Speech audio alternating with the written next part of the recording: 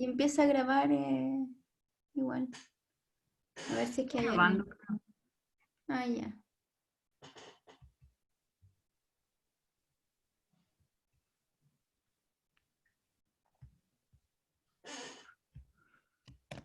Mm.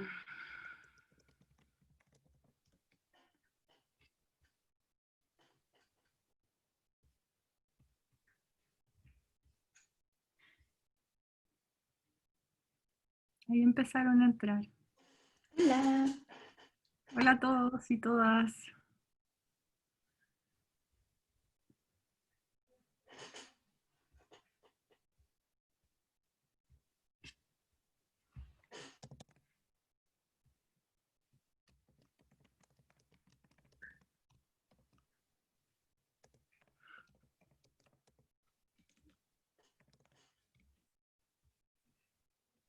De ahí paró, parece.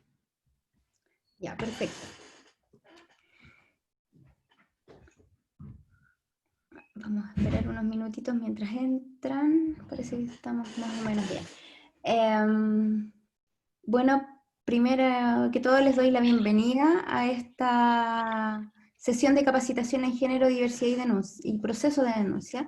El objetivo de esta instancia es difundir los canales y protocolos existentes en la universidad que van orientados a reducir inequidades y brechas en algunos temas relacionados con género.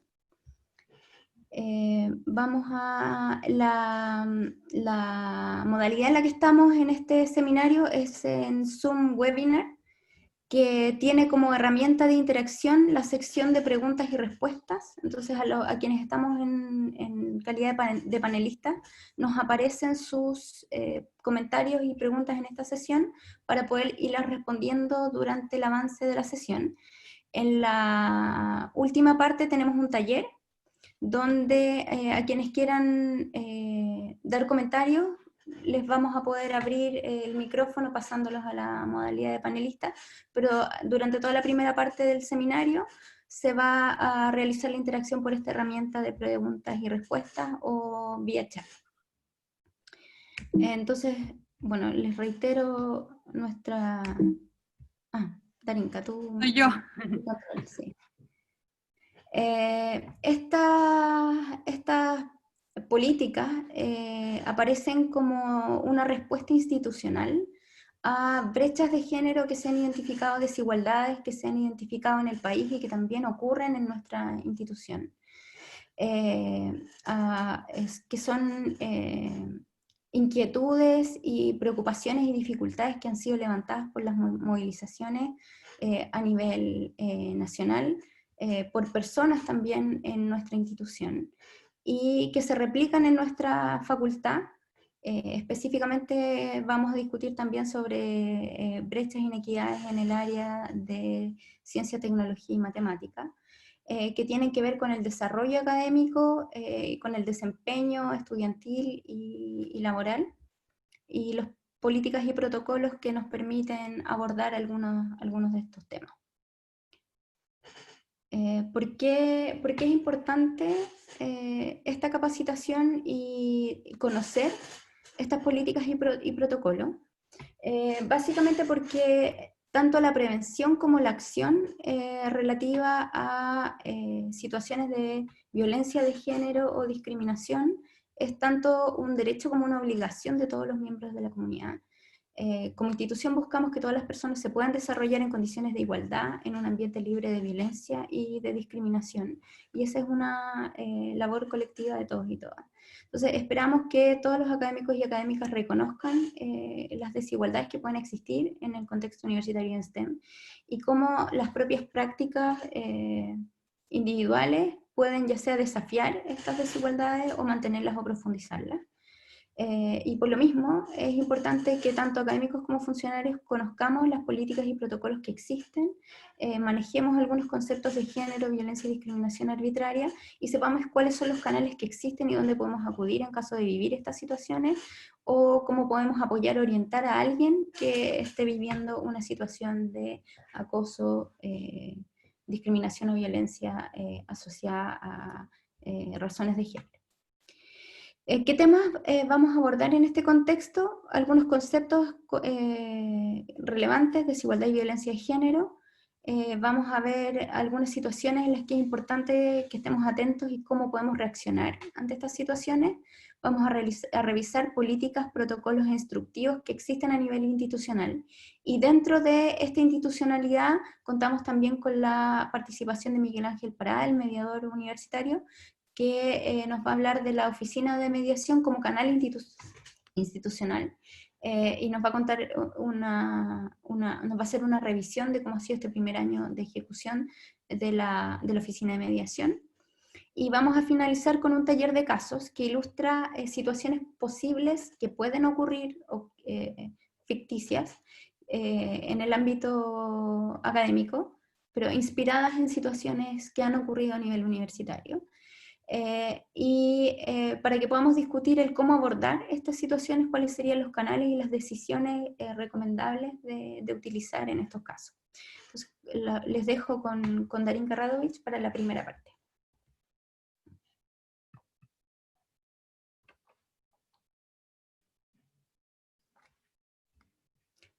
Micrófono, Darinka.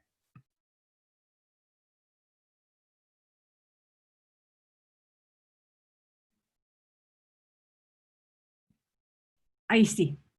Perdón, se me volvió a marcar, se me marcó. Bueno, buenas tardes a todos y todas, gracias por venir. Yo me voy a enfocar específicamente en la primera parte, en la que vamos a revisar conceptos muy generales respecto de cómo se entiende el género, cómo eso está vinculado con desigualdades y violencia, y cómo éstas se expresan en el contexto universitario y en particular en el contexto universitario en áreas del conocimiento que son relacionadas con la ciencia, la tecnología, la ingeniería y las matemáticas. Vamos a hablar de las particularidades que hay en nuestro contexto, un poco, que replican lo que pasa en contextos similares tanto en el país como internacional.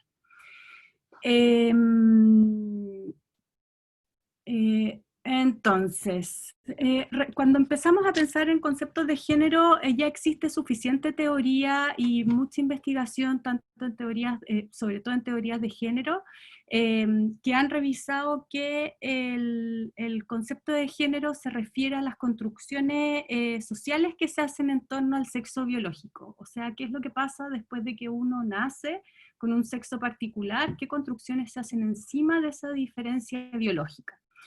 Lo que han destacado estas teorías es que lo que se hace respecto de esa construcción es que lo primero es que se binariza, se ve la sexualidad y el género como diferenciación entre hombres y mujeres. Le asigna distinto valor a esta diferenciación, o sea, existe una jerarquía en donde las cosas que son asociadas al sexo o al género masculino son más valoradas y al género femenino son menos valoradas.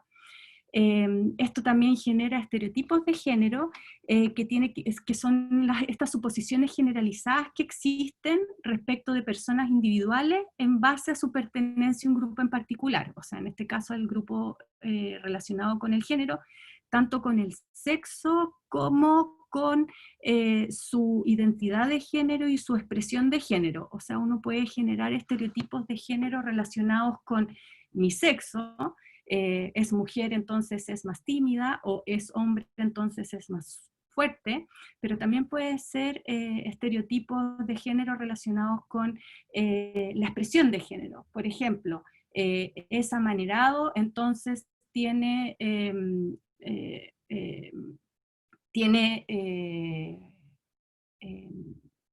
gustos o intereses sexuales homosexuales, por ejemplo, que son todos estereotipos respecto de las personas, son generalizaciones y que porque se aplican directo del grupo a la persona, muchas veces no son correctos. En algunas oportunidades sí, pero en muchas oportunidades no. Y además, otro concepto que es relevante cuando miramos las inequidades en el contexto universitario son los roles de género y la división sexual del trabajo, que esto tiene que ver con cómo las actividades y responsabilidades se han diferenciado a lo largo de la historia con el género, y en particular con esta binariedad o esta dicotomía que existe entre lo que es lo femenino y lo masculino. Esto en las teorías feministas y de la economía feminista se habla de lo que es la división sexual del trabajo y de cómo el trabajo productivo ha sido siempre considerado como trabajo y el trabajo reproductivo ha sido considerado como no trabajo, o sea, no se remunera y por lo tanto recibe menos valoración. ¿No es cierto? Entonces, en el fondo, en la configuración de estos distintos conceptos podemos ver cómo las inequidades se expresan en el contexto universitario. Bueno, y lo último, además de los roles de género y la división sexual del trabajo y los estereotipos y la jerarquía que están asociadas a la binariedad, lo último, y que es de las cosas más importantes, es que esta binariedad en la práctica no existe, porque existen múltiples formas de expresar tu género. Entonces esto también es discriminatorio, la binariedad es discriminatoria y violenta para todas las personas que no se ajustan a lo que se espera que sea lo femenino y lo masculino. Lo que se ha llamado la masculinidad hegemónica, por ejemplo, que un hombre que no es fuerte tampoco cabe en esta balanza, y eso se le asigna menos valor en general en la sociedad y tiene repercusiones que las vamos a revisar un poco. Entonces la primera desigualdad que vamos a ver en el contexto universitario y que se aplica mucho en nuestras áreas del conocimiento, en la ciencia, tecnología, ingeniería y matemáticas, es la segregación horizontal, que es un fenómeno que está que en el fondo se replica en distintas partes del mundo, que es la distribución diferenciada de hombres y mujeres en distintas ocupaciones y áreas del conocimiento. En general se diferencian las áreas STEM con las áreas no STEM, pero también se hace la diferenciación entre las áreas STEM, que serían como, entre comillas, las productivas, y las áreas del cuidado, que serían más las asociadas a tareas de reproducción, cuidado de personas, ¿no es cierto? Por ejemplo, salud y educación. Hay datos a nivel internacional, por ejemplo, la OCDE tiene una comparación de la representación de mujeres en los países de la OCDE, en donde Chile es el país que presenta menor representación de mujeres en matrículas en carreras STEM en comparación con la matrícula de carreras relacionadas con la salud. Ellos reportan aproximadamente un 22% de representación de mujeres en STEM y un 78% en las áreas de salud. El promedio en la OCDE tampoco es muy alto, es del 30%, pero es más alto que el de Chile. Y en los países en los que hay mejor representación de los que están incluidos en esa muestra es Nueva Zelanda, que es como el 40%. Entonces, en el fondo, es bastante transversal esta diferenciación de la representación de hombre-mujer, lo binario que hablábamos antes, ¿no es cierto? Y uno puede decir, bueno, pero la OCDE son países desarrollados, qué sé yo. No, esto también pasa en América Latina, donde Chile también está en los peores lugares. Este reporte que citamos acá es del Banco Interamericano de Desarrollo, que sitúa a Chile en el último lugar en Latinoamérica, con cerca del 20% de representación en la matrícula en carreras STEM, cuando en otros países como Panamá y Uruguay están cercanos al 50%, en Argentina cerca del 40%, más o menos. Chile está igual que Bahamas en esa medición. Ahora, la segregación horizontal es la definición, o sea, diferenciación en las distintas áreas del conocimiento. La segregación vertical es el avance en las jerarquías o rangos en las organizaciones que afectan la posición de hombres y mujeres en estas organizaciones y en los lugares y en los espacios de decisión. En el contexto universitario, esto se expresa en el avance en la carrera académica diferenciado entre hombres y mujeres, por ejemplo, en la carrera ordinaria en la Universidad de Chile, que ahí les puedo contar algunos datos, en investigación avanzada, que además de afectar, en investigación avanzada y además en los espacios de decisión. la segregación vertical en el contexto universitario y en el estamento académico es muy compleja porque estas tres formas de segregación vertical están muy relacionadas. El avance en la carrera académica afecta el avance en la investigación, el avance en la investigación afecta el avance en la carrera, y estos dos también se toman en cuenta para la presencia en los espacios de decisión, incluso en términos de políticas. Por ejemplo, uno no puede ser decano si no es profesor titular, o ese tipo de políticas y reglamentos, ¿no es cierto? En términos de números, en el avance en la carrera académica, en la presentación hay algunos gráficos que después pueden revisar, pero en honor al tiempo no los vamos a mirar, pero por ejemplo, para que tengan algunos datos, en la Universidad de Chile la representación en general en profesores asistentes de mujeres es 40%, en asociados es aproximadamente un 30%, y en titulares es de aproximadamente un 20%. O sea, ahí se ve claramente cómo va disminuyendo la presencia de mujeres en las etapas más avanzadas, y en la facultad esto se mezcla con el tema de la segregación horizontal que habíamos hablado, ¿no es cierto?, que hay menos presencia de mujeres en esta disciplina, y lo que tenemos actualmente es un 25% en asistente, 15% en asociado más o menos, y 15% en titular más o menos, que es mucho más bajo que lo de la Universidad de Chile, pero es un avance grandísimo que se ha hecho gracias a las políticas que se han implementado, porque hace muy pocos años la representación era incluso más baja en titular. Los primeros datos que yo miré hablaban del 7%, o sea, en verdad se ha avanzado mucho con las políticas que hay.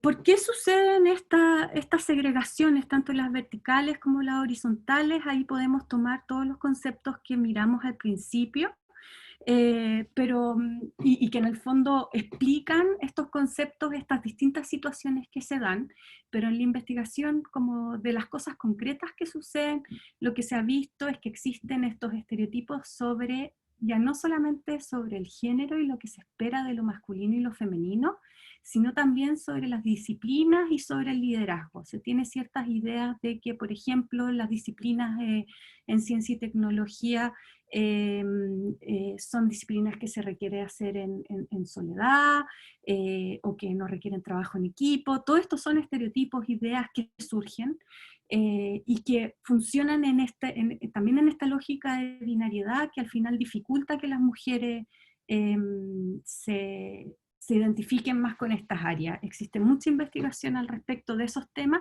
En el liderazgo es la típica idea de que el liderazgo tiene que ser hablar con el tono fuerte, pero que una persona líder debe ser asertiva, decidida, pero si una mujer se presenta como asertiva y decidida, se entiende más como que, no sé, nerviosa, histérica. Todos estereotipos, son creencias, y no son creencias individuales, son creencias que están construidas en el medio en general. No es que una persona crea eso, es que se comunica de distintas maneras en los espacios. De hecho, usualmente a nivel individual funcionan de forma inconsciente, no es algo que yo diga o que yo sostenga. Lo segundo, el acceso a oportunidades. También hay mucha investigación de que hay menor acceso a oportunidades en las mujeres, por ejemplo, en la cantidad de preguntas que se les hacen en las salas de clases de matemáticas, existe algo de investigación, o a oportunidades, por ejemplo, a cursos avanzados. Esa investigación un poco más antigua, y yo creo que esos problemas se han ido solucionando, pero esto de que uno tuviese que optar entre... y funciona para los dos lados. Por ejemplo, que un hombre tuviese que optar entre deporte y literatura. Es una opción que en el fondo es muy injusta, ¿no es cierto? Eso pasaba mucho en temas como de ciencia y tecnología, con cursos que eran más asociados a lo femenino, ¿no es cierto? El tercer problema, que está más asociado al avance en la carrera, pero aunque no lo crean, también influye en la elección de la carrera, es el tema de las tareas de cuidado domésticas y las políticas que existen. Influye mucho, mucho en la segregación vertical, pero también influye en la segregación horizontal. Por ejemplo, hay investigaciones que han hablado de que el reloj de la maternidad funciona en paralelo con el reloj intensivo de la academia, o sea que ambos dos relojes intensivos, la urgencia de reproducirse y la urgencia de pasar las primeras categorías, se hacen, en el fondo no son compatibles, y eso tiene que ver con las políticas que hay respecto de las tareas y del cuidado y domésticas que en el fondo las mujeres las cumplen más en esta sociedad. Y lo último es el tema de la situación de minoría, que también se ha hablado mucho que en estos contextos en donde las mujeres están en minoría existe un clima gélido, un clima un poco más frío, menor acceso a redes, mayores dificultades para expresar opiniones, por ejemplo, como cosas de ese tipo. ¿Y qué consecuencias tiene esto? Bueno, tiene muchísimas, muy cortamente aumenta la brecha salarial, no solamente porque las carreras STEM sean las mejor pagadas, sino que también se reproduce la devalorización de las carreras de reproducción. Esto tiene que ver con que, por ejemplo, se pueda esperar, esto cada vez va cambiando, estamos hablando de cosas que están cambiando continuamente, pero por ejemplo se puede esperar que una educadora de párvulo gane poco porque el marido va a ganar más. Entonces, si es que se espera del hombre que sea el que trae el sustento a la casa, el hombre no puede decidir estudiar párvulo, no tiene esa libertad, ¿no es cierto? Entonces es un tema de libertades hacia los dos lados, no solamente un tema de libertades para las mujeres, sino que también para los hombres. Lo segundo es que genera reproducción de lógicas masculinas en las áreas donde las mujeres están sobre representadas y, bueno, viceversa, reproducción de lógicas más femeninas en espacios donde ellas están más sobre representadas. Y eso quiere decir que en estas áreas disminuye la influencia, y sabemos ya que es muy complicado por la disminución de la influencia en la investigación, por ejemplo, que hay problemas de mujeres que no son solucionados por soluciones científicas, eh, eh, y bueno, y también en las políticas universitarias, hay pocas mujeres en los espacios de decisión, las políticas de repente no cubren esas necesidades, no por maldad, sino que porque en el fondo no están tan presentes. Y lo último es que limita y reduce las elecciones individuales, o sea, el tener estos estereotipos tan fuertes y estas diferenciaciones tan fuertes afecta a las personas directamente.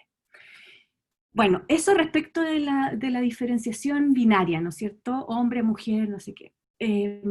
Pero habíamos hablado de que era muy complicado esta diferenciación binaria para las personas que no se identifican con como las ideas más compartidas de lo que es lo masculino y lo que es lo femenino. Y acá hay investigación un poquito más reciente respecto de la inclusión de personas de la diversidad sexual en el contexto universitario. La mayoría se ha realizado en Estados Unidos. De hecho, yo diría que comienza con un estudio, o sea, bueno, hay cosas anteriores, pero hay un estudio grande que se hace en 2010 en el contexto universitario en general, y después se han hecho varios estudios cualitativos y algunos de encuestas respecto de la experiencia de personas de la diversidad sexual en el contexto universitario, y específicamente en las áreas del conocimiento relacionadas con las ciencias, tecnología, ingeniería y matemáticas. Y lo que muestran es que efectivamente existen problemas de inclusión, que las personas perciben estar marginalizadas, sentirse menos aceptadas, aisladas socialmente, y que además se automarginalizan, prefieren evitar ciertas situaciones. Reportan la sensación de que su trabajo es más desvalorizado, mayor estrés y desajuste emocional, y hay un estudio reciente que evalúa la persistencia al cuarto año de estudio y reconoce que hay como un 8% de más dropout, eso, que se van de la carrera, perdón. ¿Y por qué pasa esto? Muy rápido, porque creo que estoy muy pasada de tiempo.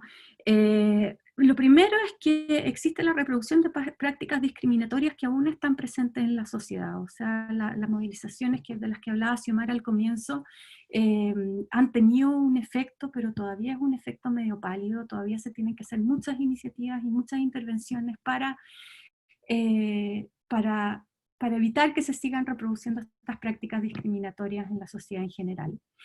Y la universidad y la facultad es un reflejo de esas prácticas en el sistema universitario, ¿no es cierto?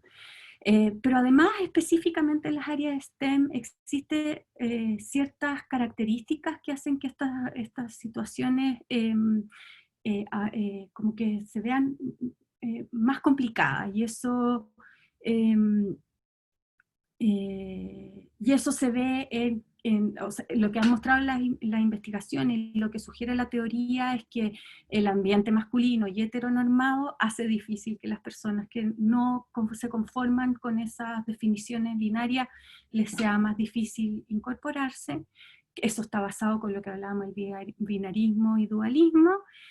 Y además hay un tema con cómo se define la disciplina. Esto es el paper de SEG, que han investigado harto este grupo de investigadores y investigadoras respecto de la inclusión en carreras STEM, y ellos proponen que en el fondo hay algo en cómo se construye la disciplina, la cosa técnica, que oculta y dificulta más el tratar temas como más sociales y políticos, que la idea de la neutralidad en la ciencia dificulta que la ciencia se haga cargo de estos problemas más políticos. Eso quizás lo podemos discutir más tarde.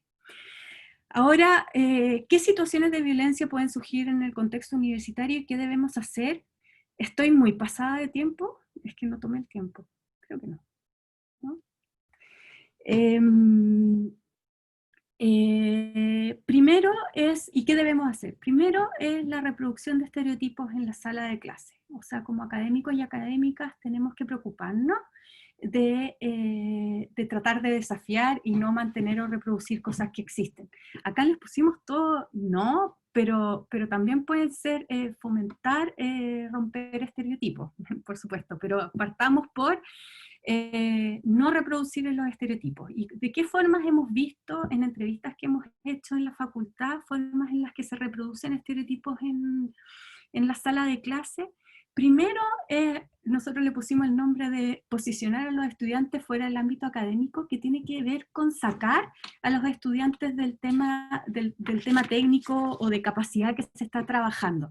Por ejemplo, comentar algo sobre el aspecto físico, o hablar sobre la búsqueda de marido, que en el fondo hay un video que hicieron los estudiantes que muestra un comentario de un académico ficticio que dice como les fue bien mal en la prueba, ustedes las mujeres probablemente es porque vienen a buscar marido, algo así, que es como en el fondo cuando estás discutiendo una cosa que tiene que ver con capacidad técnica, sacas a los estudiantes fuera del ámbito académico. Por razones de género. Lo segundo es no posicionar el género como característica relevante al momento de evaluar a los estudiantes, ni las capacidades, ni los roles, ni valorizar ni desvalorizar características de ese tipo. ¿Y a qué se refiere eso? Por ejemplo, sobrevalorar a mujeres así como, ¡hoy, qué bien lo hizo! Como, vamos a preguntarle a ella y después decir como, miren, qué bien lo hizo. Este fenómeno lo han descrito en investigación y las estudiantes de la facultad con las que hemos entrevistado también lo mencionan, que se le llama como el spotlighting, que es poner en el foco a una persona, y lo que hace es que el género aparece como una variable que es importante cuando en verdad no debería, ¿no es cierto? Y lo último es no asignar roles o asumirlos por razones de género, y eso tiene que ver con, dentro del trabajo que se organiza en la sala, no asumir que una mujer va a tomar el rol de organizadora del grupo, mientras que los hombres van a hacer el trabajo más pesado por las máquinas.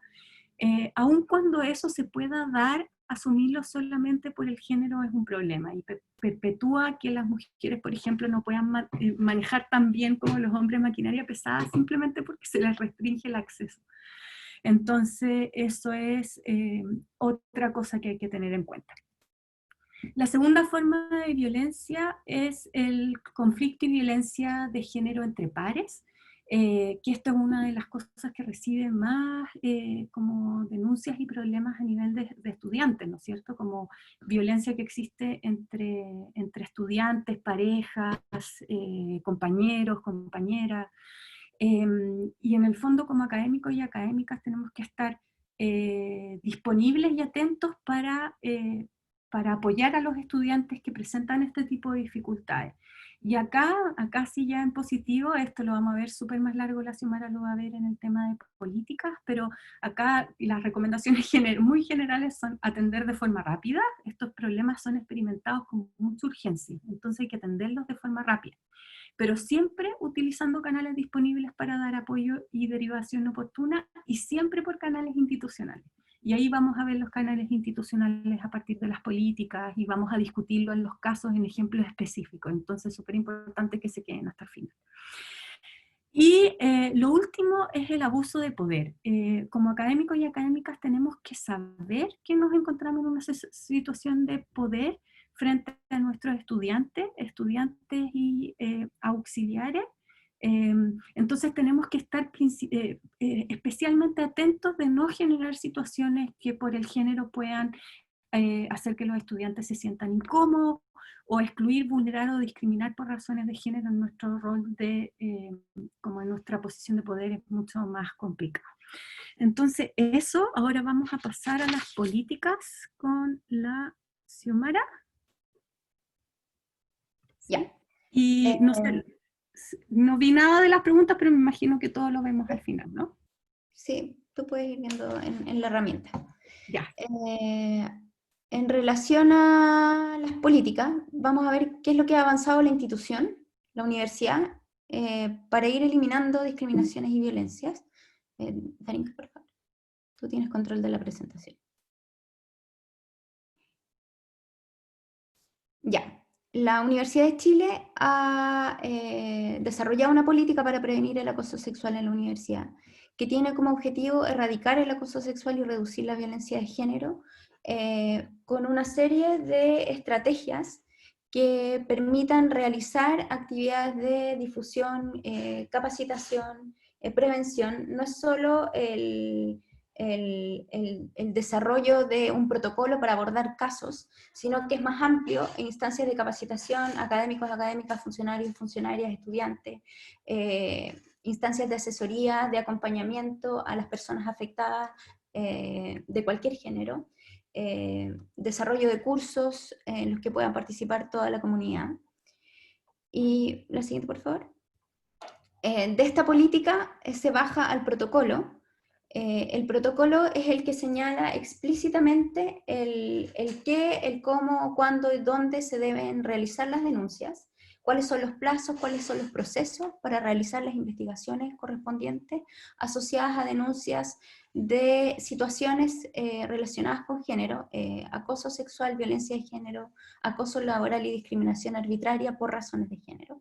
Entonces, ¿qué situaciones se pueden denunciar en el contexto de este protocolo?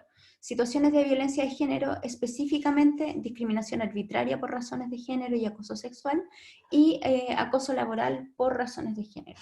Estas son las que están contempladas en el protocolo específico. ¿Puedes avanzar a la siguiente, por favor? En el mismo protocolo se definen los conceptos de violencia de género, acoso sexual y discriminación arbitraria, y considera violencia de género cualquier acción o conducta basada en el sexo o género de la persona afectada que le causa daño, sufrimiento físico, sexual o psicológico, y que puede ocurrir tanto en el ámbito público como en el ámbito privado. Y esta violencia de género se puede expresar en particular en las dos situaciones que vimos recién: la discriminación arbitraria por razones de género, entendiendo que también pueden existir otras fuentes de discriminación como edad, raza, posición política, etc. Pero el protocolo aborda específicamente discriminación por razones de género y acoso sexual. ¿Puedes avanzar a la siguiente, por favor?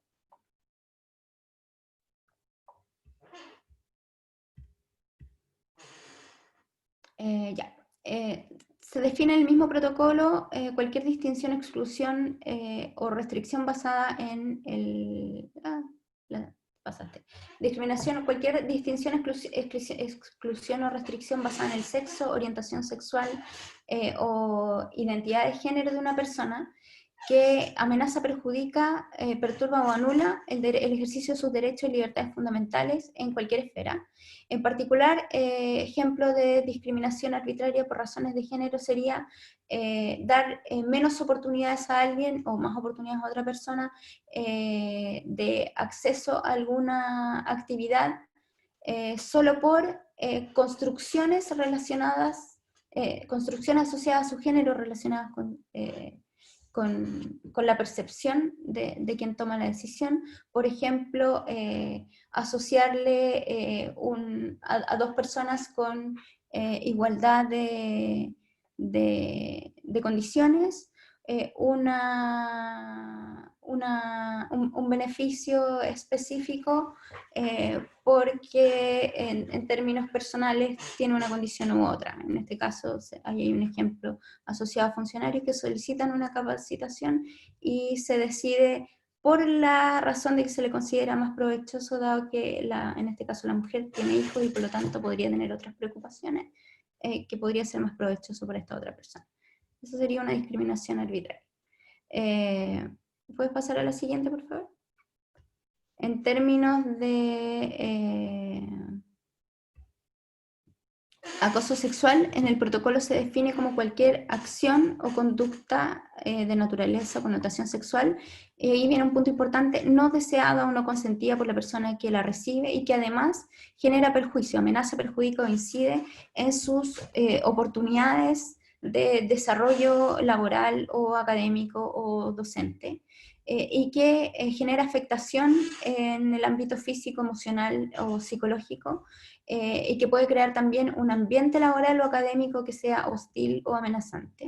Estas situaciones de acoso pueden ser explícitas o pueden ser implícitas, pueden ser comentarios, palabras o chistes de connotación sexual, llevar el ámbito sexual a la sala de clase, sexualizar, por ejemplo, la oficina, no sé, poner fotos o afiches tipo con imágenes sexualizadas en un entorno de trabajo, que son cosas que llevan un ámbito que no corresponde al entorno de desarrollo académico o docente o laboral. Contactos físicos innecesarios o amenazas explícitas o exigencias a favores sexuales, por ejemplo, como condición de ascenso o aprobación. Esas son más evidentes. La siguiente, por favor. Para distinguir acoso sexual hay tres elementos importantes a considerar. El primero, que es una conducta de naturaleza sexual o basada en el sexo, puede ser explícita o implícita y ocurrir tanto en espacios públicos como en espacios privados. O sea, estas situaciones podrían ocurrir en una sala de clases, en una oficina, en una fiesta universitaria, y en cualquiera de esos casos, si son situaciones que involucran a miembros de la comunidad, son denunciables por este protocolo, ya sea que hayan ocurrido físicamente en la universidad o no. Si involucran a personas de la comunidad, son denunciables vía este protocolo. Otro elemento importante es la ausencia de consentimiento. El consentimiento indica que la ausencia de este consentimiento indica que la conducta no es bienvenida por la persona a la que va dirigida. El consentimiento tiene que ser explícito, no se puede inferir del silencio o de la falta de resistencia, más aún en las condiciones donde hay relaciones de autoridad o otras formas de poder. Y el tercer punto es que son conductas que amenazan directa e indirectamente, generando un ambiente hostil, ofensivo, intimidante, que afectan el desarrollo de una persona en el ámbito académico, en el ámbito laboral. La siguiente, por favor.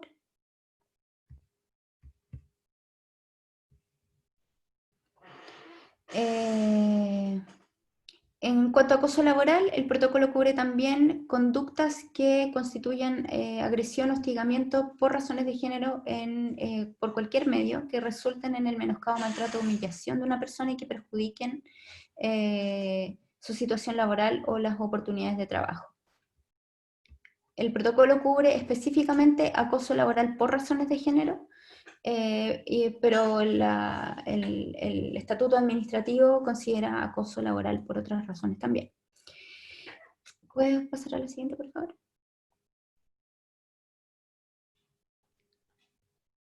Ahora, ¿dónde se pueden canalizar estas situaciones de violencia de género, discriminación arbitraria, acoso sexual o acoso laboral por razones de género? Si la persona afectada es estudiante, puede dirigirse en facultad a la Subdirección de Asuntos Estudiantiles. A nivel, en facultad también, a la Dirección de Diversidad y Género, desde donde se toman los antecedentes y se canaliza la denuncia.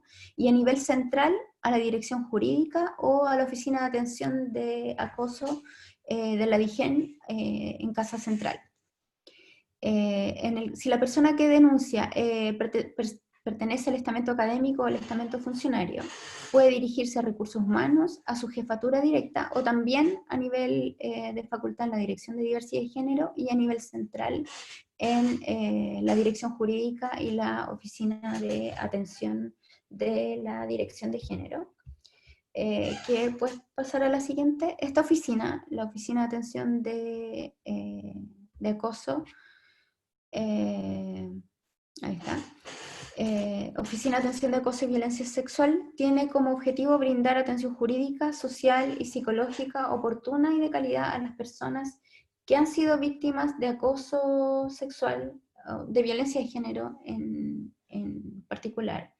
Entrega orientación sociojurídica, entrega atención psicológica, entrega asesoría y defensa jurídica en justicia penal, y asesoría jurídica también en procesos internos a cualquier persona que haya sufrido violencia de género, ya sea que quiera denunciar o no.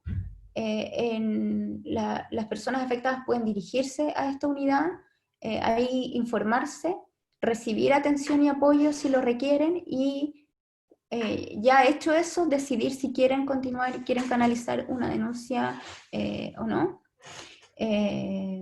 Las denuncias, si bien hay límites en los plazos, es importante que las personas estén preparadas para llevar el proceso. A veces emocionalmente no es algo que se pueda manejar de manera inmediata, entonces se les entrega asesoría, aunque de manera inmediata no vayan a proceder con una denuncia. Por favor, la siguiente. Eso en cuanto a primera acogida. ¿Cuál es el procedimiento general para presentar una denuncia? La denuncia se puede presentar de manera verbal en cualquiera de los canales que ya mencioné, o de forma escrita. Una vez que se presenta la denuncia, debería ir a nivel central a la dirección jurídica, donde el director jurídico es quien determina si es admisible la denuncia, básicamente si la universidad tiene jurisdicción para llevar a cabo una investigación, y designa un fiscal.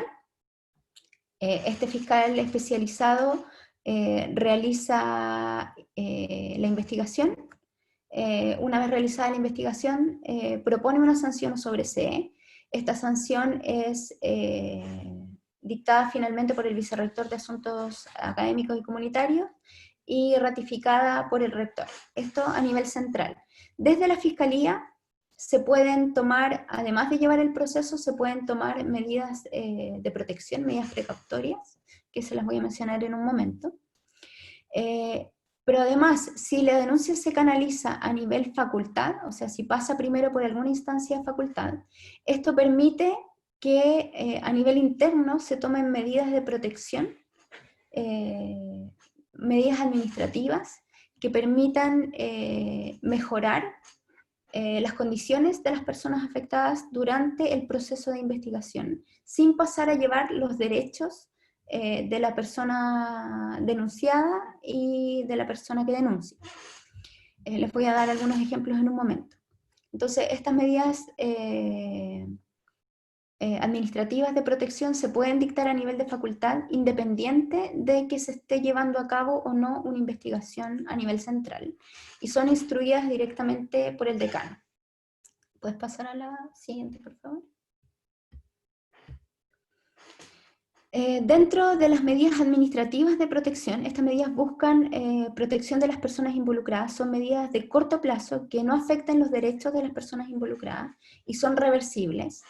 Se pueden tomar, como les decía, antes del inicio de la investigación, sobre todo ahora en el contexto de pandemia, que los procesos a nivel central están avanzando más lento. La utilización de los canales internos para dictar este tipo de medidas son muy útiles, como una primera medida de acción. ¿Qué cosas se pueden aplicar? Por ejemplo, un cambio de sección de una de las personas que tiene que conversarse siempre con las personas involucradas, flexibilización de requisitos de asistencia, por ejemplo, algunas actividades, tomar medidas de separación de espacios o de modificación de jornada para que evitar contacto entre las personas que están llevando a cabo un conflicto, que están involucradas en un conflicto. ¿Puedes pasar a la siguiente?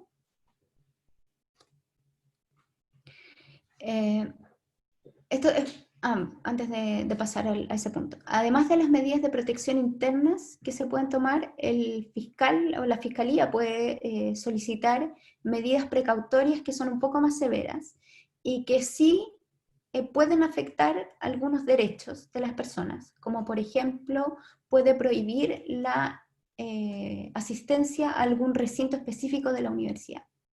Esa medida sí la puede tomar la fiscalía.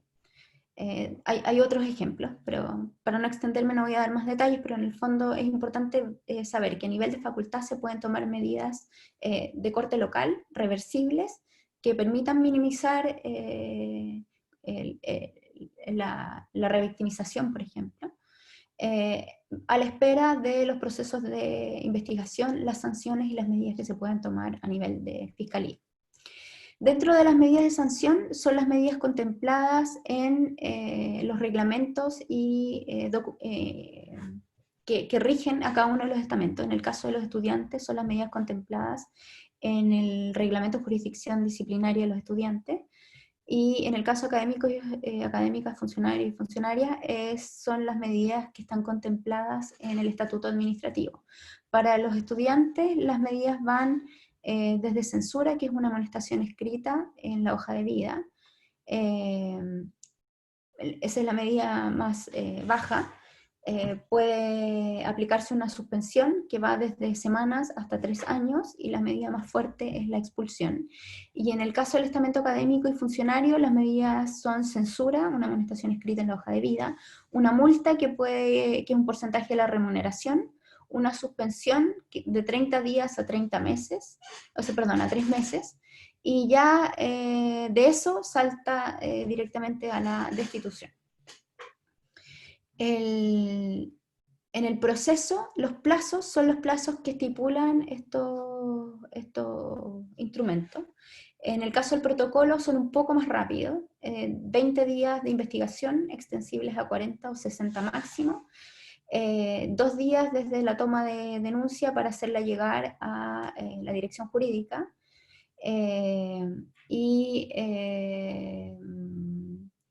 a diferencia de otras instancias de investigación como el sumario administrativo estándar, considera la comunicación del inicio de la investigación, del término de la investigación y de la sanción, tanto a la persona denunciante como a la persona denunciada. Entonces se mantiene en igualdad de condiciones a la persona que denuncia y a la persona denunciada durante el proceso de investigación. ¿Puedo pasar a la siguiente? Cosa que es importante evitar durante estas situaciones es la revictimización de las personas afectadas, hacer más preguntas de las necesarias, cuestionar, divulgar contenidos de la investigación o información de las personas involucradas en el entorno. Esto genera más comentarios y es muy dañino para las personas afectadas. Hacer comentarios que descalifiquen los procedimientos existentes. Han sido procesos muy difíciles de lograr y construir, que se han ido mejorando paso a paso. Es importante apoyar la construcción, reforzar, corregir. Efectivamente hay deficiencias que se han ido detectando, que se han ido corrigiendo en el tiempo, y en el fondo la institucionalidad es lo que nos permite llegar a sanciones efectivas, y por eso es importante reforzar estas instancias. Es importante no sancionar anticipadamente a las personas denunciadas. si recibes un caso, tomar una decisión que pueda corresponder a una sanción que afecte los derechos de la persona que es denunciada. No es algo que corresponda, por ejemplo, prohibición de participar en actividades, remoción de un cargo sin que haya ocurrido la investigación y la sanción todavía, es algo que no corresponde, y es una potestad que la única persona que tiene esa potestad es el director jurídico tras una investigación, o sea, el vicerrector de Asuntos Estudiantiles y Comunitarios tras una investigación. Una vez que ocurre una sanción, solo aplicar las medidas accesorias a la sanción, no agregar sanciones adicionales. Por ejemplo, esta persona fue sancionada por el protocolo de acoso, por lo tanto, decidir que no puede, no sé, asistir a alguna actividad estudiantil, o que no puede ser parte de alguna comisión interna, una vez que ya ha cumplido la sanción. Si la sanción fue, por ejemplo, una suspensión por 3 meses, ya terminados los 3 meses se cumplió la sanción y por lo tanto no deberían persistir otras medidas accesorias adicionales a las contempladas en la sanción. Otra conducta a evitar son las funas, que pueden afectar otros entornos más allá de el entorno donde ocurren y donde es aplicable la sanción, denostaciones públicas y de cualquier tipo de actos que atenten contra la dignidad de las personas, por cuanto son sujetos de derecho, y uno de los principios de ejecución de estos protocolos es el debido proceso. La siguiente, por favor.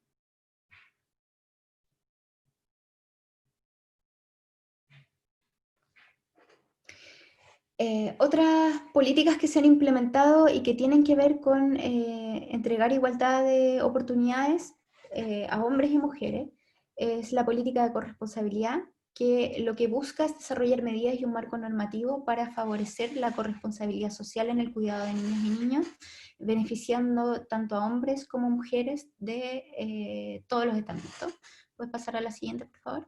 Esta política, como les decía, beneficia a estudiantes por cuanto les permite acceder a beneficios a estudiantes que son madre o padre, de niños hasta 6 años o hasta 12 en el caso que tenga una enfermedad grave, a futuros madres o padres, para organizar sus cursos, tomar ramos, flexibilidad de asistencia a clases, flexibilidad de rendición de actividades de evaluación, sujeto a, por ejemplo, horarios de alimentación, visitas médicas, la realización de labores de cuidado,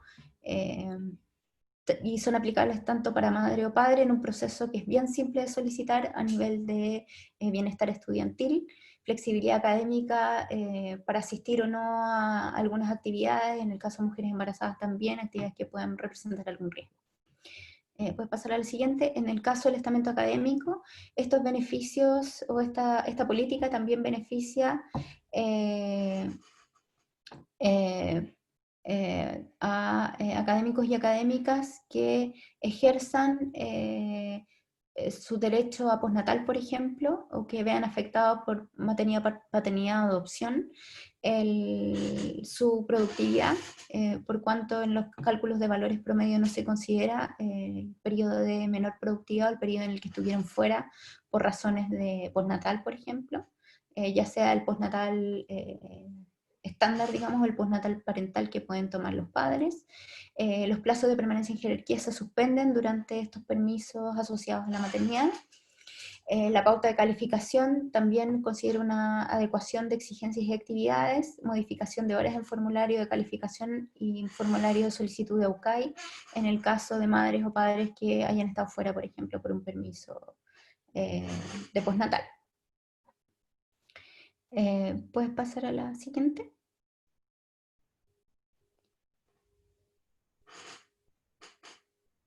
Otra herramienta, otro instrumento de nuestra facultad es el decreto María Rita, que permite el uso de nombre social para personas trans que estudian o trabajan en la universidad. Esto permite la utilización del nombre social en cualquier documento o registro interno de la universidad. Se puede solicitar en la facultad, en la dirección de género, bastante simple, solo con el carnet y una declaración jurada, y esto permite, puedes pasar a la siguiente, que en todas las instancias internas de la facultad, la tarjeta TUI, U-cursos, U-campus, pruebas, exámenes, correos, plataformas, listas de asistencia, se utiliza el nombre social. Ahora, en cualquier documento que deba ir al exterior, se hace una conversión del nombre social al nombre registral. Pero internamente se puede utilizar el nombre social en un proceso que es bastante expedito de solicitud.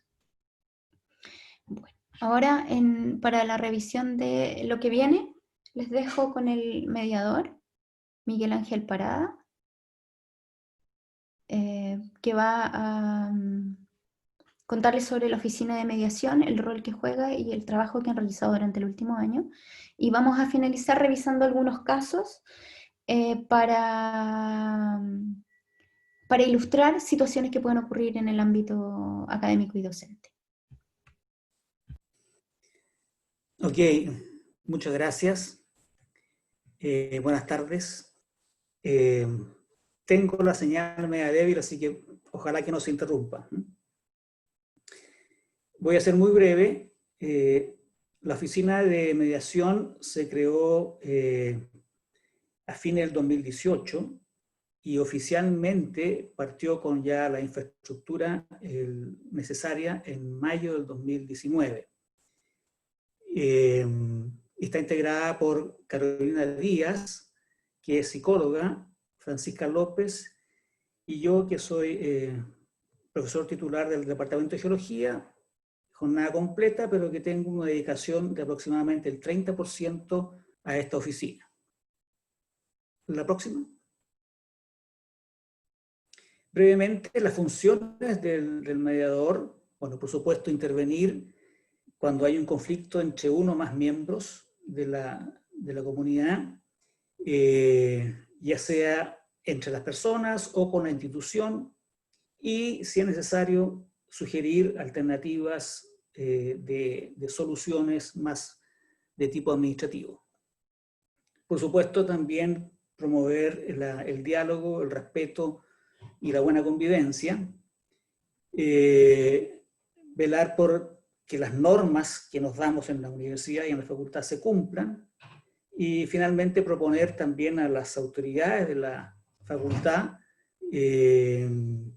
sugerencias de modo de mejorar el clima laboral.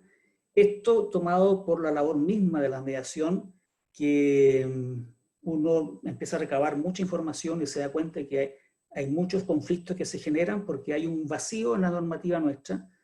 Entonces, lo que hacemos nosotros después es proponer que ese vacío se llene y evitar que existan los conflictos. La próxima. La mediación se basa en estos 5 principios. La informalidad, ¿no es cierto? Se accede muy informalmente, no hay un protocolo establecido de iniciar una mediación, basta un llamado telefónico, un correo electrónico, lo que sea. Lo puede hacer cualquier persona. Esto implica a todos los funcionarios de la facultad, y a los estudiantes, e incluso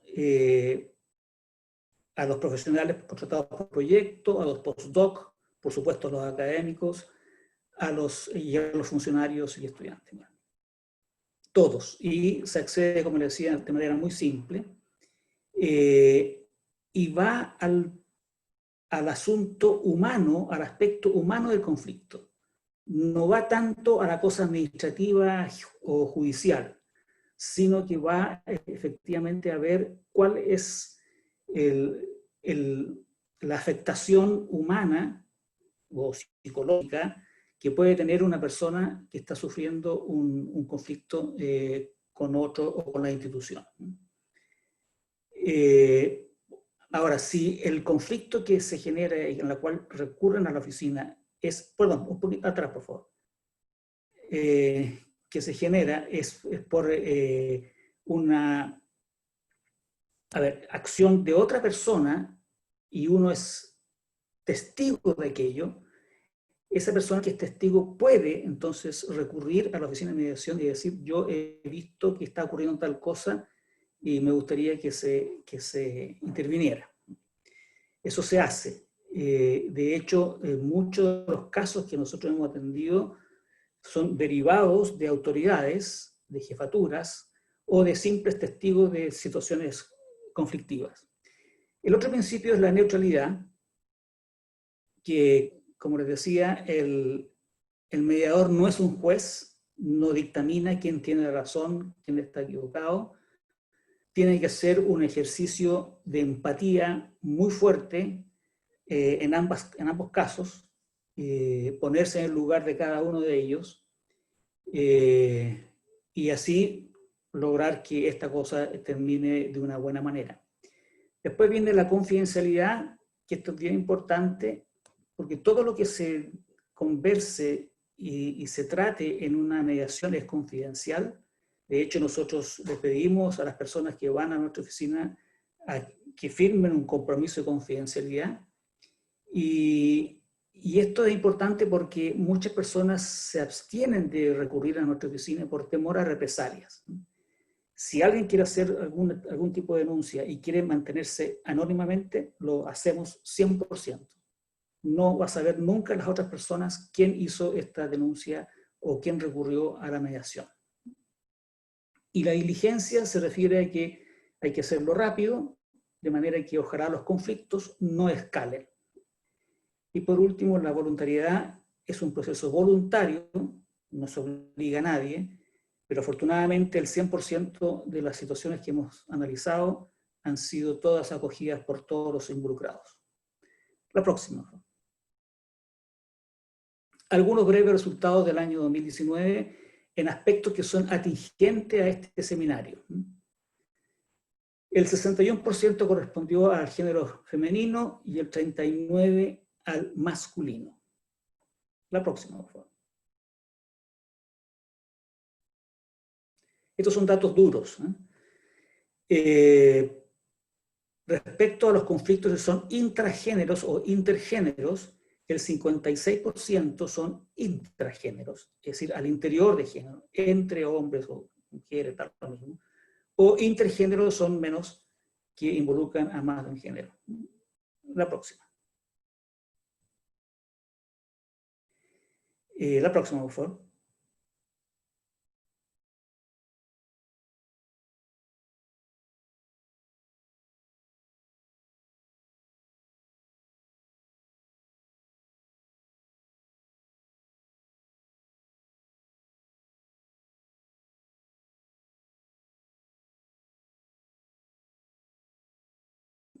Perdón, se me interrumpió la señal. ¿Se puede volver atrás? Ok. Y atrás, nuevamente, no sé si me salté una. No, perfecto. La siguiente. Tengo una señal muy mala. De los casos atendidos, que fueron en total 41 casos el año 2019, 41 casos. El 17% corresponde a académicos, 44 estudiantes y 39 a funcionarios. La próxima, por favor.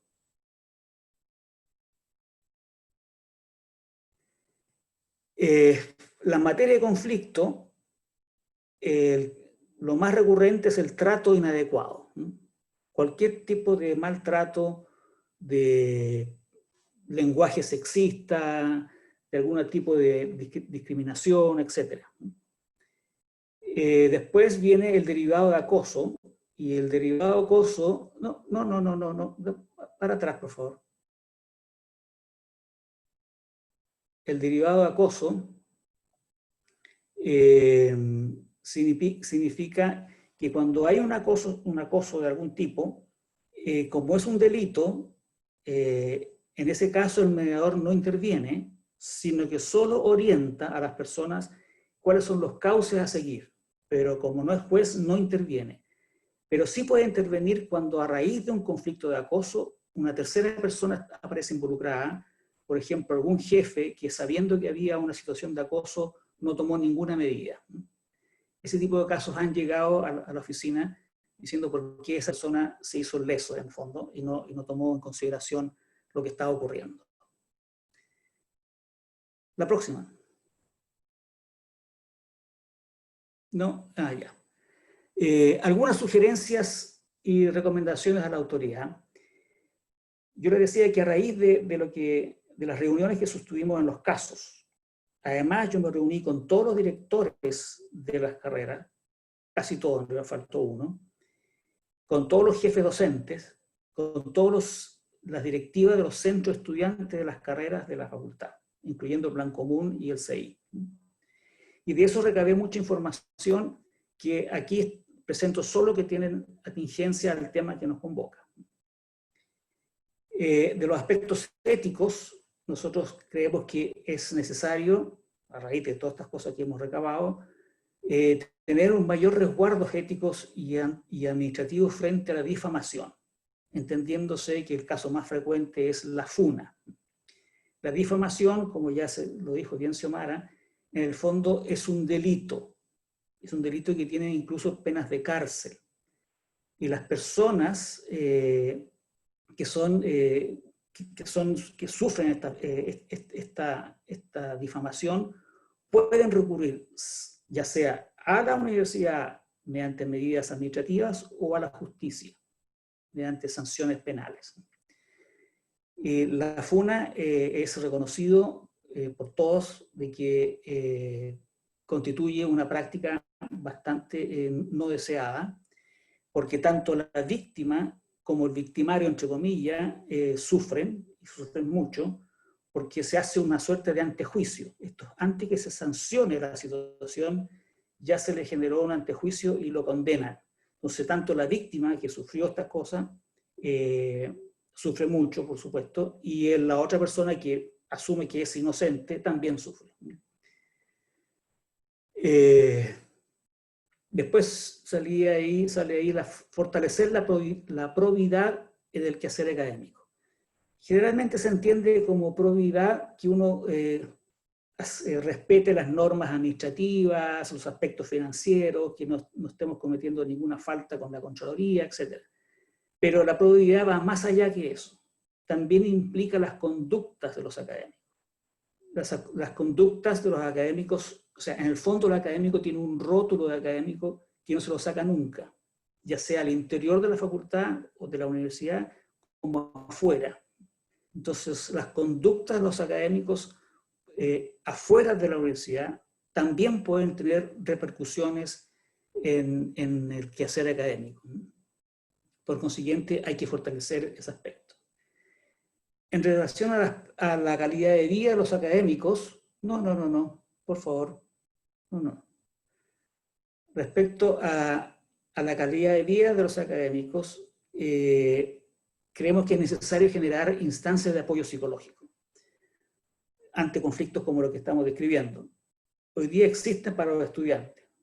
Creo que se está implementando o ya se implementó para los funcionarios, pero los académicos también necesitan apoyo psicológico porque en las situaciones que hemos descrito el sufrimiento y el impacto es muy alto. Y respecto de la carrera académica, bueno, por supuesto, seguir avanzando en la paridad de género. Respecto a la estadística, aprovecho hacer un pequeño paréntesis de que se hablaba acá, obviamente van a llegar probablemente menos mujeres a ciertos niveles o a ciertas comisiones, porque el universo de mujeres es mucho más chico. Entonces, en la medida que esa paridad se vaya alcanzando, por supuesto, estoy seguro que la participación de las mujeres va a ser bastante normal y equitativa respecto a los hombres. Y por eso creemos que hay que seguir fortaleciendo los programas de inclusión académica como el PEGA, que si llegamos a una suerte de paridad, esos problemas que se mencionaban de que que las mujeres no llegan a ciertos niveles o a ciertas comisiones, podría quedar en el pasado. Creo que eso es. Gracias. Gracias, Miguel Ángel. Si tienen preguntas o comentarios para Miguel Ángel, las pueden hacer por la herramienta preguntas y respuestas. Vamos a ir respondiendo en la medida que nos dan las manos. Pasamos a la siguiente actividad. ¿Qué harías tú? En esta actividad preparamos 3 casos. La idea es que participemos con la herramienta de votaciones en la discusión de estos casos. Son casos inspirados en situaciones que han ocurrido en el contexto universitario, no necesariamente en nuestra universidad, basados un poco en estereotipos también, para ilustrar situaciones que pueden ocurrir, y el objetivo de estos casos es ver cuáles son los canales institucionales, con qué herramientas contamos para entregar soporte a las personas afectadas por situaciones de violencia de género, y cómo canalizar denuncias y qué medidas podemos tomar a nivel de facultad, a nivel de departamento, y cómo utilizar las medidas que se pueden tomar a nivel de universidad. Entonces pasemos al primero, por favor, Darinka. Ya, el primer caso te pone la siguiente situación. Tú eres jefe docente de tu departamento y recibes un comentario en la encuesta docente de un colega y amigo que dice lo siguiente: el profesor es muy inapropiado en su relación con las alumnas, nos mira y hace comentarios sobre nuestro físico. Una vez me levanté del asiento y al salir de la sala escuché: ¿y cómo quieren que me concentre para hacer clases con mujeres así? En tu condición de jefe docente, ¿qué acciones tomarías en relación a este comentario recibido en la encuesta docente? Es un comentario anónimo en la encuesta que levanta una situación. Las alternativas son: primero, contacto al centro de estudiantes para levantar antecedentes en los otros cursos del profesor. Hablo con mi colega y le solicito que la situación no se repita y dejo registro del hecho. Le sugiero a estudiantes que reportan conductas similares que encaren al profesor. Identifico a la persona que levanta esta situación, la contacto y la dirijo para calidad de vida, a la unidad de calidad de vida, para que reciba apoyo. O identifico al estudiante que levanta esta situación y hago una denuncia en su nombre en la dirección de género. Considerando eso. Ahí están las opciones y pueden marcar todas las que consideren que se aplican. Vamos a darle unos minutos para que puedan utilizar la herramienta y responder.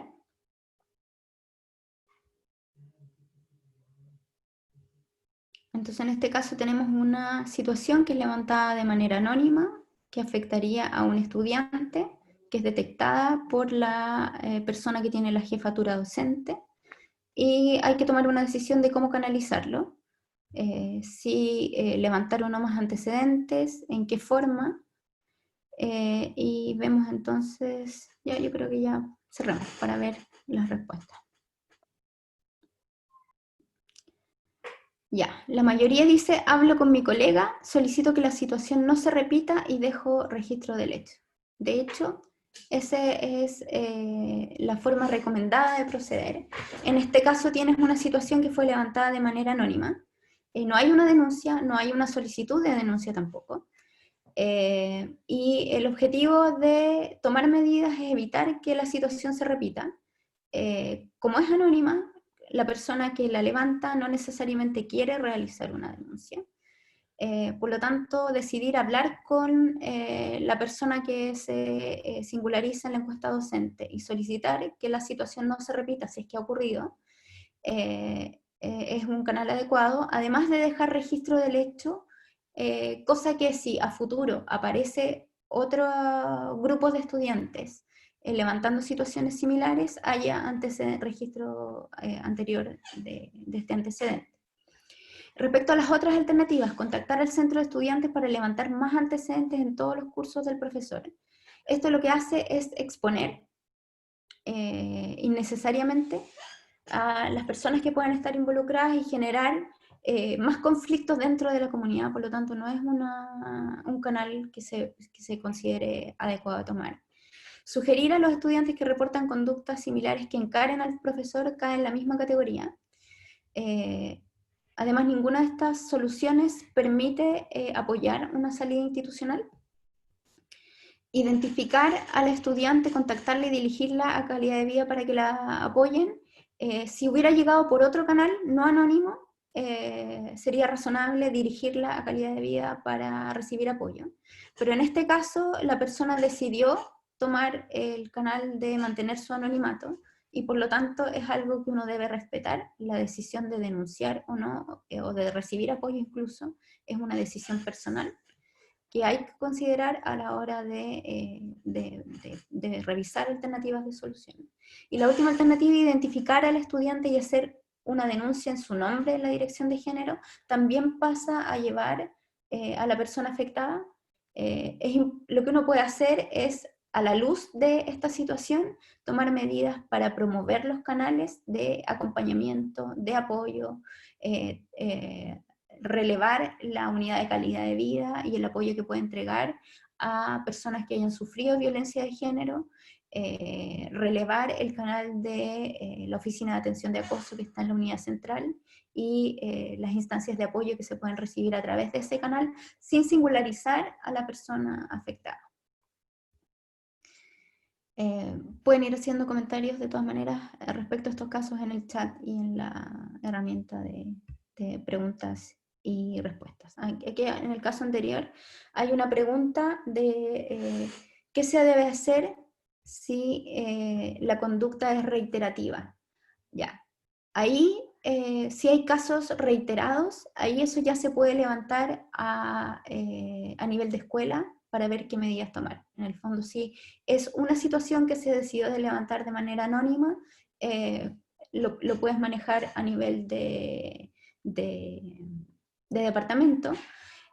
A lo mejor, como no hay una denuncia, no hay levantamiento de antecedentes adicionales, y no corresponde singularizar a la persona que la levantó por ese canal, no puedes entrevistarla ni pedir antecedentes como para tener más información al respecto. Pero si son situaciones reiteradas o muchos comentarios levantados en la encuesta docente, ya no es una persona la afectada, hay un grupo y en varios cursos, entonces es algo que ya se debería abordar a nivel institucional, y levantarlo en la escuela yo creo que sería el canal apropiado. En el caso de la situación indicada anteriormente,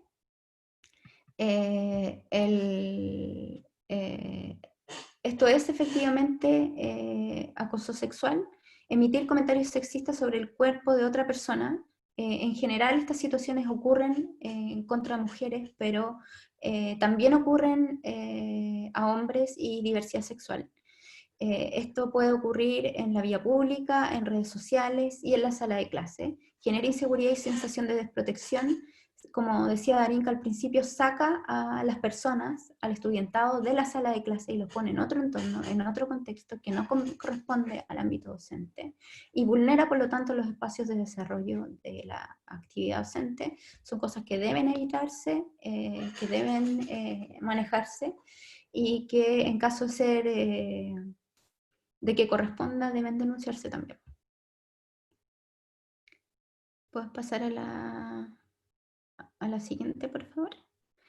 Ya, veamos el segundo caso.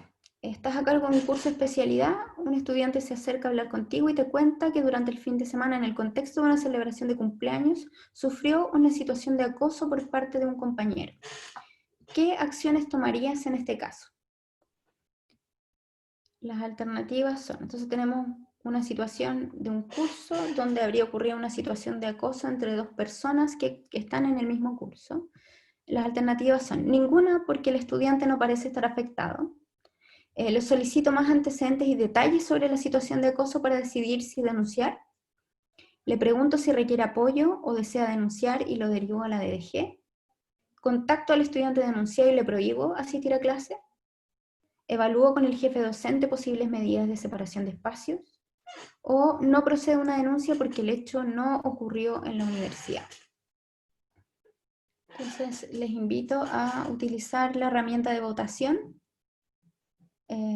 para seleccionar todas las alternativas que consideren que serían aplicables en este caso.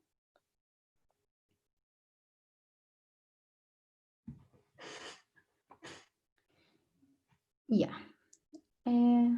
Tenemos hartas respuestas, cerremos la votación para entregar. Ya, la mayoría señaló, puedes volver a la alternativa, a la sección, a la pregunta anterior, por favor.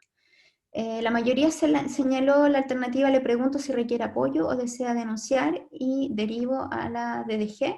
Esa respuesta está perfecto. Lo importante en estas situaciones es justamente entregar apoyo a las personas afectadas por una situación de violencia de género. La DDG es uno de los canales, la unidad de calidad de vida también es uno de los canales. Desde la DDG podemos conseguir apoyo también, como les decía, sociojurídico desde la Oficina de Atención de Acoso para víctimas de violencia de género. En relación a las otras alternativas, la alternativa 1, no hacer nada porque el estudiante no parece estar afectado. El grado de afectación, si bien es importante para definir la figura de acoso, no es una prerrogativa ni del encargado del curso ni del jefe docente, sino que es algo que se decidirá durante el proceso de investigación. En las entrevistas es algo que evalúa el fiscal, entonces no es algo que corresponda decidir en esta instancia, que nos va a corresponder decidir a ninguno de nosotros. Solicitar más detalles y antecedentes también es algo que no corresponde porque causa revictimización. Para ti como encargado del curso de especialidad no te entrega más información ni te aporta en la toma de decisiones el saber el detalle de cómo, dónde, cómo fue la situación de acoso. Por lo tanto, la recomendación ahí es no revictimizar, tomar los antecedentes que se te entregaron y canalizarlo, y sobre todo entregar apoyo. La cuarta alternativa, contactar al estudiante denunciado y prohibirle asistir a clase. Claramente eso no aplica porque eso corresponde a una sanción. Eso atenta contra el derecho del estudiante de asistir a clase y es una medida que sí puede tomar la fiscalía cuando ya el caso esté denunciado, y por eso la importancia de canalizar vía denuncia este tipo de situaciones, porque permite tomar medidas tanto de sanción como medidas de protección y medidas precautorias. Entonces la prohibición de asistir a clases es algo que no aplica.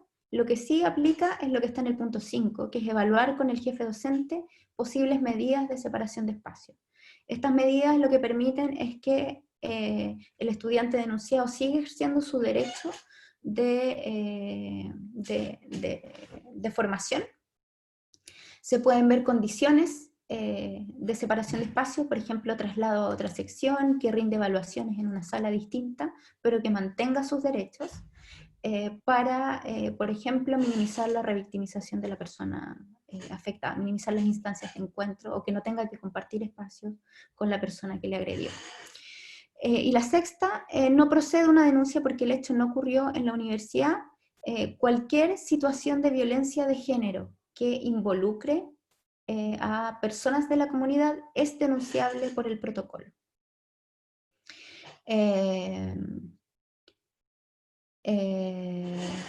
Ya sea que haya ocurrido en la universidad, fuera de la universidad, en un cumpleaños, en una actividad de terreno, en un paseo del departamento, y cubre también el protocolo eventos que hayan ocurrido tanto en espacios físicos como en espacios virtuales. Entonces, situaciones de acoso, hostigamiento o violencia de género ocurridas en redes sociales, en grupos de WhatsApp, en clases, en el contexto de clases virtuales por Zoom, también están cubiertas por el protocolo. Y en el punto 5, perdón, la pregunta el caso 2, preguntan acá voy a responder este en vivo, con respecto al punto 5, evaluar posibles medidas de separación de espacios. ¿Qué pasa si no hay más secciones en el curso? En cursos pequeños donde no hay más secciones, se pueden ver alternativas para que el estudiante pueda ejercer todavía su derecho de recibir formación manteniendo la separación de espacios. Ofrecerle, por ejemplo, sesiones individuales con el profesor o con profesores auxiliares que le puedan prestar apoyo, acceso en este contexto de clases virtuales a las clases de manera no sincrónica.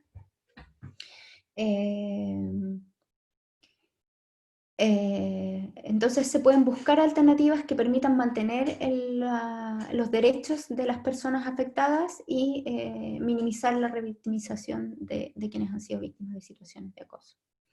Hay otra pregunta, el decir que la denuncia no procede porque el hecho no ocurrió en la universidad. Efectivamente, el protocolo inicialmente solo cubría situaciones de violencia de género ocurridas en la universidad en espacios físicos.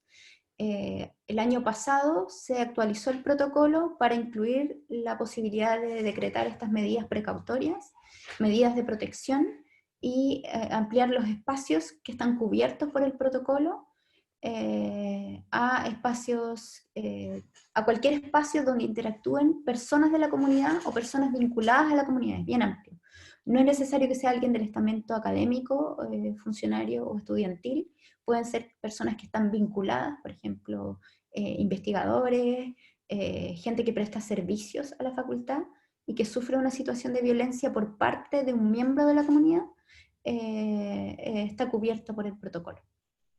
Ahora, en lo que a sanciones se refiere, solo pueden sancionarse personas que sean parte de la comunidad, por ejemplo, personas del estamento académico y funcionario por el estatuto administrativo, estudiantes por el reglamento de jurisdicción disciplinaria de los estudiantes, pero en el caso de, por ejemplo, personas que prestan servicio o que no tienen una relación en alguno de estos estamentos y que no estén cubiertos por el estatuto administrativo, no habría factibilidad de sanción.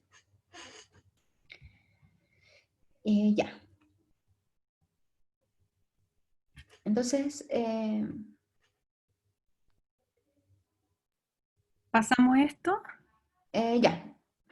Creo que ya cubrí todos los puntos del reglamento de jurisdicción disciplinaria y la otra respuesta la voy a poner acá. Ya, el tercer caso, ¿lo puedes abordar, Darinka, tú mientras respondo algunas preguntas por el web chat? Sí, claro. El tercer caso dice, este semestre estás dictando un curso masivo de plan común en el que una de las notas es un taller en grupo asignado de forma aleatoria. Se te acerca el profesor auxiliar y te dice que estudiantes de un grupo no quieren trabajar con uno de ellos porque fue funado en redes sociales. ¿Qué acciones tomarías? Ya, y ahí están las opciones. La primera es, ya que no hay denuncia formal, deben hacer el trabajo en el grupo. La dos es buscar para el estudiante funado otro grupo o permitirle trabajar solo. La 3, discutir con el curso la situación y buscar una solución en conjunto. La 4, decirle al grupo que resuelvan el tema con el mediador. Y la 5 es solicitar a calidad de vida que contacta al estudiante. Entonces ahí marquen todas las alternativas que creen que aplican.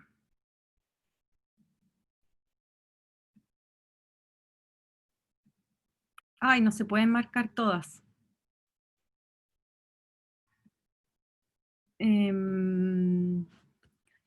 Bueno, marquen la que más les parece y luego discutimos si es que hay otra que también pueda ser ocupada. ¿Cómo estamos de respuestas?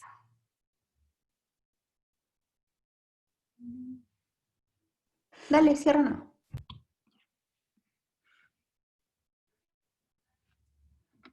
Perfecto. Entonces dice, la primera dice, ya que no hay denuncia formal, deben hacer el trabajo en grupo.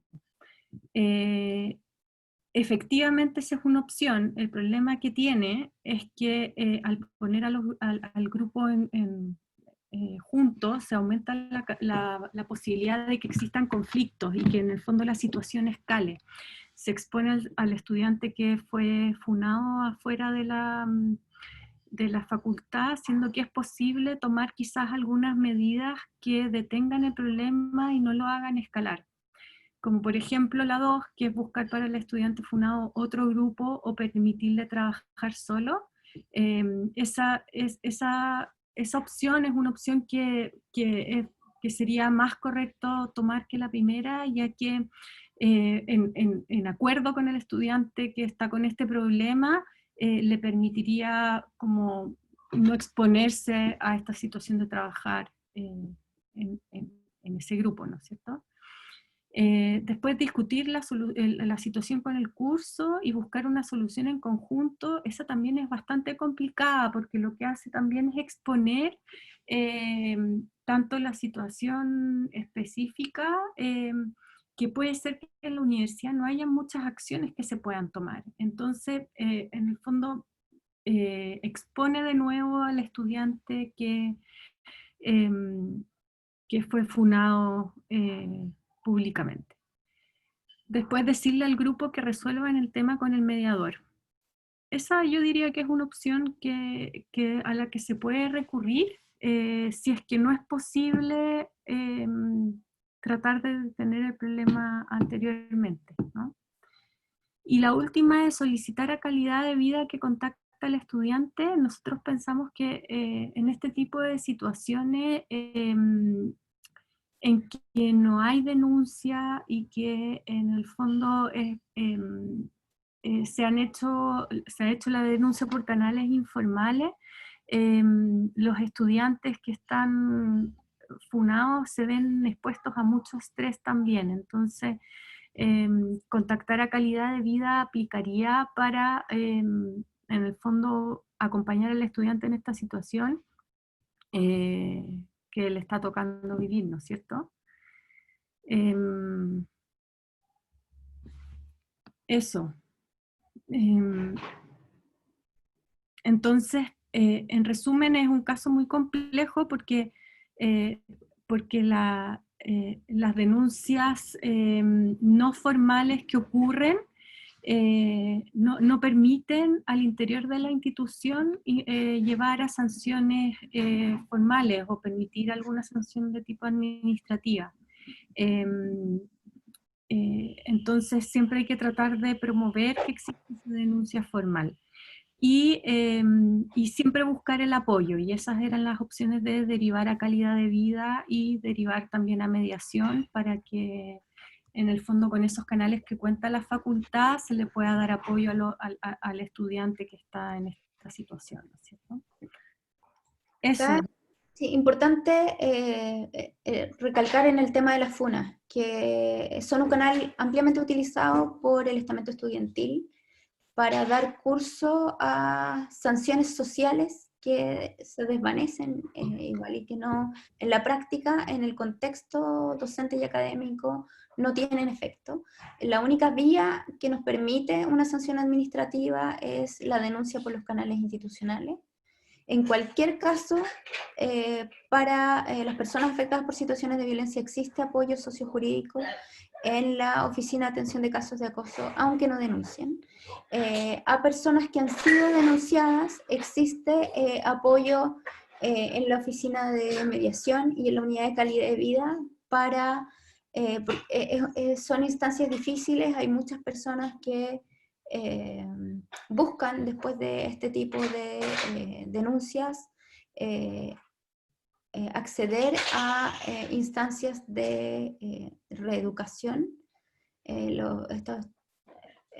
Estas acciones, estas conductas son aprendidas y se pueden desaprender, entonces es importante entregar los apoyos a los que tenemos acceso. Son limitados y en la medida en que más se utilicen, más se visibiliza la necesidad de estos apoyos y por lo tanto más se van fortaleciendo a nivel institucional. Entonces es importante el darles uso. Creo que con eso ya estamos cerrando. Les agradezco enormemente su participación. Espero que esta instancia haya sido útil. Salió más largo de lo esperado. Vamos a seguir abordando otras temáticas relacionadas con género y reforzando la difusión en la comunidad de los protocolos existentes en la institución y los procesos a los que tenemos acceso. Y bueno, si tienen... Dale, Darinka. O sea, Para los que todavía están acá, gracias por haberse quedado hasta el final, y vamos a publicar la grabación de esto en el canal de YouTube, y vamos a compartir el link para que se lo compartan a compañeros que crean compañeros y compañeras que creen que les puede servir la capacitación. Eso no sé, Miguel Ángel. No, muchas gracias por la participación. Son instancias muy útiles estas, así que solo me resta agradecerlo y estoy muy contento de haber participado acá. Muchas gracias. Y espero participen también de las otras instancias que vamos a tener. Dejamos abierta también la invitación a las unidades, si quieren levantar la necesidad en sus departamentos, para hacer sesiones de discusión de casos o de situaciones que hayan ocurrido en la unidad, o casos hipotéticos que quieran ver cómo se podrían manejar, además de reforzar el tema de protocolos. Así que les dejo abierta la invitación y la disponibilidad de la dirección de abordar estos temas con las unidades, o si tienen otros temas de interés que tengan que ver con género y que a lo mejor están fuera de nuestras competencias, podemos apoyar en buscar asesoría experta para abordar estos temas también. Bueno, muchas gracias, y yo creo que con eso cerramos.